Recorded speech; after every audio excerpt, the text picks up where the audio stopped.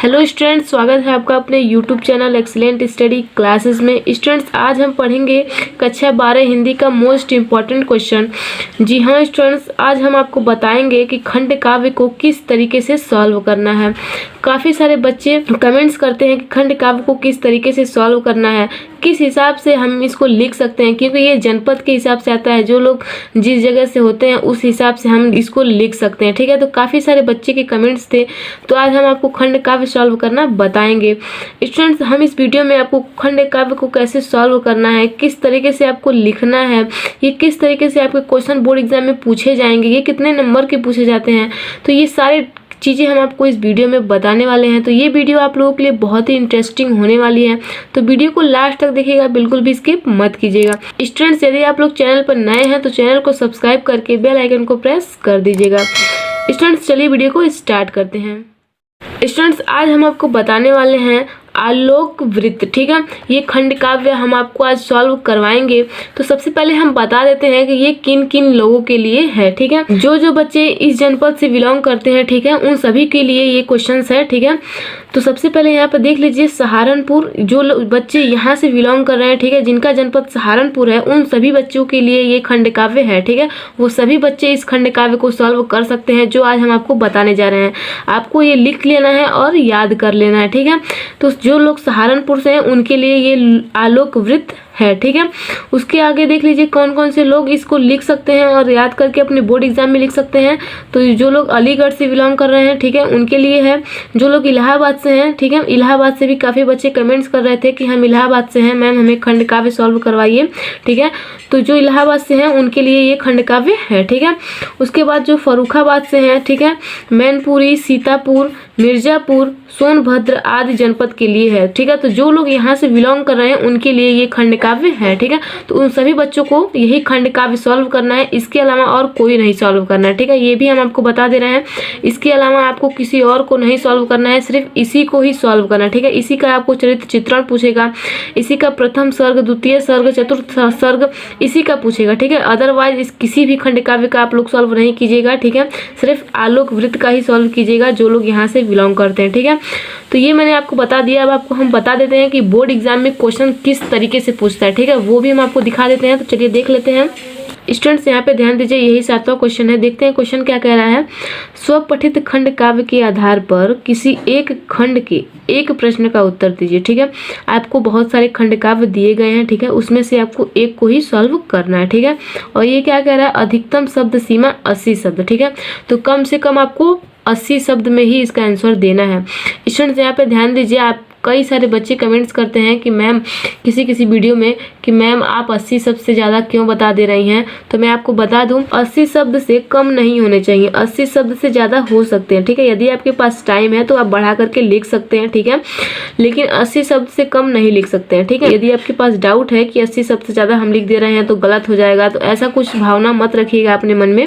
80 शब्द से ज़्यादा लिखेंगे तो आपका कुछ गलत नहीं होगा। ठीक है, आपको उतने ही नंबर मिलेंगे, और 80 शब्द से आपको कम नहीं लिखना है। यहाँ पे ध्यान दीजिए, ये अधिकतम बोल रहा है ना, तो अधिकतम मतलब आपको कम नहीं लिखना है। ठीक है, तो आपको 80 शब्द से ज़्यादा ही लिखना है, या फिर 80 शब्द तक लिख सकते हैं। ठीक है, कोई दिक्कत नहीं है। ठीक है, तो यहाँ पर देख लीजिए, यहाँ पर खंड काव्य बहुत सारे दिए गए हैं। यहाँ पर भी देखिए, ये देखिए दिए गए हैं, ये सत्य के जीत हो गया, यहाँ पे अथवा करके दिया है, तो इसमें से कोई एक सॉल्व करना है। लेकिन यहाँ पे देखिए रश्मि खंड काव्य का दिया है, यहाँ पे देखिए आलोक वृत्त दिया है ना। ठीक है, तो जो अभी मैंने आपको बताया है, जो जनपद आपको दिखाया है, यहाँ पे देखिए ये जो जनपद है, ठीक है, यहाँ पे जो लोग बिलोंग कर रहे हैं यहाँ से, तो उन सभी के लिए ये सिर्फ आलोक वृत्त ही है। ठीक है, ये सारा दिया गया है, तो इन सब पे आपको ध्यान नहीं देना है, सिर्फ आपको आलोक वृत्त को ही देखना है। ठीक है, आपके पास 2 क्वेश्चन दिए गए हैं। ठीक है, इन्हीं में से आपको 2 को सॉल्व करना है। ठीक है, अथवा करके दिए गए हैं, इनमें से आप या तो ये सॉल्व कर सकते हैं या फिर इसको सॉल्व कर सकते हैं। 2 में से कोई एक ही सॉल्व करना है, जिसपे आपको 5 नंबर मिलेंगे। ठीक है, तो दोनों में से सिर्फ एक को ही सॉल्व करना है। ठीक है, तो आज हम आपको बताएंगे आलोक वृत्त। ठीक है, ये देखिए क्वेश्चन क्या कह रहा है, आलोक वृत्त खंड काव्य के द्वितीय सर्ग का सारांश लिखिए। ठीक है, तो आज हम आपको यही बताने वाले हैं। ठीक है, आगे हम वीडियो बनाएंगे तो उसमें बताएंगे आलोक वृत्त खंड काव्य के नायक का चरित्र चित्रण कीजिए। ठीक है, तो वो हम नेक्स्ट वीडियो में बताएंगे, आज हम ये बताने वाले हैं। ठीक है, तो चलिए देख लेते हैं कि आलोक वृत्त खंड काव्य के द्वितीय सर्ग को कैसे लिखना है। स्टूडेंट्स ये आलोक वृत्त है। अब यहाँ पर ध्यान दीजिए, इस तरीके से क्वेश्चन आपको बोर्ड एग्जाम में बन सकता है। इस तरीके से क्वेश्चन बन रहा है तो आपको यही लिखना पड़ेगा, ठीक है। ये द्वितीय सर्ग है, ठीक है। तो यहाँ पर ध्यान दीजिए, आलोक वृत्त खंड काव्य के द्वितीय सर्ग का सारांश लिखिए, ठीक है। तो यहाँ पे द्वितीय दिया है ना, द्वितीय, तो यहाँ पे प्रथम भी पूछ सकता है, चतुर्थ भी पूछ सकता है। आई होप आप लोग मेरी बातों को समझ रहे होंगे, ठीक है, क्योंकि क्वेश्चन जो है थोड़ा घुमा घुमा के भी पूछता है। तो आलोक वृत्त खंड काव्य के प्रथम सर्ग का सारांश लिखिए, इस तरीके से भी बोल सकता है, ठीक है। तो प्रथम बोलेगा तब आपको ये नहीं लिखना है, जब द्वितीय बोलेगा तभी आपको ये लिखना है, ठीक है। प्रथम बोलेगा तो उसके लिए अलग होता है, तो उसके लिए भी यदि आपको प्रथम सर्ग का भी वीडियो चाहिए तो आप लोग कमेंट कीजिएगा, हम प्रथम सर्ग पर भी बनाने का प्रयास करेंगे, ठीक है। यहाँ पर तृतीय भी पूछ सकता है, चतुर्थ भी पूछ सकता है, ठीक है। तो कुछ भी पूछ सकता है, ये बोर्ड एग्जाम के ऊपर है कि वो क्या पूछ रहा है, ठीक है। लेकिन जो हम आपको बता रहे हैं ये बहुत ही इंपॉर्टेंट है, इसे आप लोग तैयार कर लीजिए, इससे बाहर कुछ नहीं आने वाला है, ठीक है। यहाँ पर देखिए, आलोक वृत्त खंड काव्य के द्वितीय सर्ग का सारांश कथनात्मक कथावस्तु लिखिए, ठीक है। तो इस तरीके से भी आपका क्वेश्चन बन सकता है, ठीक है।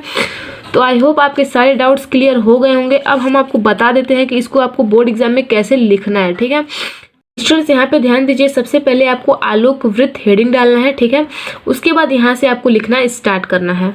द्वितीय सर्ग में गांधी जी के जीवन के क्रमित विकास पर प्रकाश डाला गया है, ठीक है। वे बचपन से कुसंगति मतलब होता है जो अच्छे संगत नहीं होते हैं, जो अच्छे दोस्त नहीं होते हैं, ठीक है। तो कुसंगति में फंस गए, मतलब उनकी बुरी संगत हो गई थी, बुरे लोगों से उनका क्या हुआ था, साथ हो गया था, ठीक है। किंतु शीघ्र ही उन्होंने अपने पिता के समक्ष अपनी त्रुटियों पर पश्चाताप किया। उन्होंने जल्द ही अपने पिता के साथ, ठीक है, अपने पिता के सामने ही अपनी त्रुटियों पर क्या किया, पश्चाताप किया और दुर्गुणों को सदैव के लिए छोड़ने के लिए प्रतिज्ञा की। उन्होंने हमेशा के लिए क्या किया, उसे छोड़ने के लिए संकल्प लिया, प्रतिज्ञा किया और आजीवन उसका निर्वाह किया और हमेशा के लिए जीवन से क्या किया, उसे निकाल दिया। यहाँ पर देखिए कुछ मेन पॉइंट्स है जो मैंने ब्लैक पेन से लिख रखा है, आपको भी इसे ब्लैक पेन से ही लिखना है, ठीक है। इसके बाद कस्तूरबा के साथ गांधी जी का विवाह हुआ। कस्तूरबा गांधी जो थी वो महात्मा गांधी जी की पत्नी थी, ठीक है। इसके आगे देखेंगे, इसके कुछ समय बाद उनके पिताजी का देहांत हो गया। कुछ समय बाद, जैसे ही उनकी शादी हुई गांधी जी की, उसके कुछ समय बाद गांधी जी के पिता का क्या हुआ, देहांत हो गया।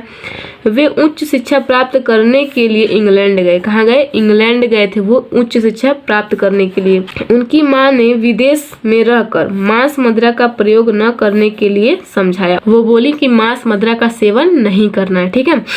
आगे देखेंगे, यहाँ पर देखिए कुछ मेन पॉइंट्स है जो मैंने ब्लैक पेन से डाल रखा है, तो ये आपको लिखना जरूरी है, ठीक है। सारांश में, मध मांस मदिराक्षी से बचने की शपथ दिलाकर माँ ने तो दी विदा, पुत्र को मंगल तिलक लगाकर, ठीक है। आगे देखेंगे, इसे आपको ब्लैक पेन से ही डालना है। इंग्लैंड में सात्विक जीवन व्यतीत किए। गांधी जो इंग्लैंड जब गए थे उच्च शिक्षा प्राप्त करने के लिए, तो वहाँ पर वो सात्विक जीवन व्यतीत किए और फिर वहाँ से वे बैरिस्टर बनकर भारत लौटे। कहाँ लौटे, भारत लौटे थे, क्या बनकर के, बैरिस्टर। वो गए थे इंग्लैंड में अपनी उच्च शिक्षा प्राप्त करने के लिए, ठीक है। तो वहाँ से वो क्या बनकर निकले, बैरिस्टर बनकर के निकले, ठीक है। आगे देखेंगे, भारत आने पर उन्हें उनकी माता के देहांत क्या हुआ, देहांत का दुखद समाचार मिला। उनकी माता का देहांत हो चुका था, वो समाचार मिला उन्हें जैसे ही वो भारत लौटे। यहीं पर द्वितीय सर्ग का कथा समाप्त हो जाता है, ठीक है। तो इस तरीके से आपको द्वितीय सर्ग का सारांश लिखना था, ठीक है। क्वेश्चन में आपको इसी तरीके से लिखना है, आलोक खंड काव्य के द्वितीय सर्ग का सारांश, ठीक है। इसी तरीके से आपको लिखना है जिस तरीके से मैंने आपको बताया, ठीक है। ये देखिए बहुत ही इंपॉर्टेंट है क्योंकि ये 2011 में पूछा गया है, 12 में, 16 में, 18, 19, 20, देखिए इन सनों में ये क्वेश्चन पूछा गया है, ठीक है। तो मैं आप लोगों के लिए वही लेकर आती हूँ जो बहुत ही इंपॉर्टेंट आपके बोर्ड एग्जाम के लिए। तो ये वीडियो काफी आप लोगों के लिए हेल्पफुल रही होगी। अगर वीडियो पसंद आए तो वीडियो को लाइक कीजिए, चैनल को सब्सक्राइब कीजिए और बेल आइकन को प्रेस कीजिए। तो मिलते हैं नेक्स्ट वीडियो में किसी इंपॉर्टेंट टॉपिक के साथ। आज के लिए इतना ही। जय हिंद, जय भारत।